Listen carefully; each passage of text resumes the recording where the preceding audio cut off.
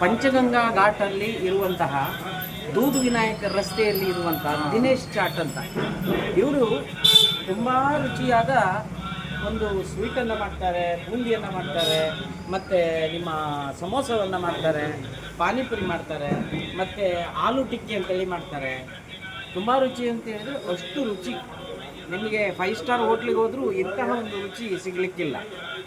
ನರೇಂದ್ರ ಮೋದಿ ಅವರು ನಿಮ್ಗೆ ಗೊತ್ತಿರ್ಬೋದು, ಇದಕ್ಕೆ ರಾಷ್ಟ್ರೀಯ ಲಾಂಗ್ ಲತಾ ಅಂತ ಹೇಳ್ತಾರೆ, ಇದಕ್ಕೆ ರಾಷ್ಟ್ರೀಯ ಸ್ವೀಟ್ ಅಂತೇಳಿ ಘೋಷಣೆ ಮಾಡಿದ್ದಾರೆ. ಇದನ್ನು ತುಂಬ ರುಚಿಯಾಗಿ ಮಾಡುವಂತಹ ವ್ಯಕ್ತಿ ಅವರು. ಮತ್ತೆ ಅವರು ದಿನೇಶ್ ಚಾಟ್ ಅವರು.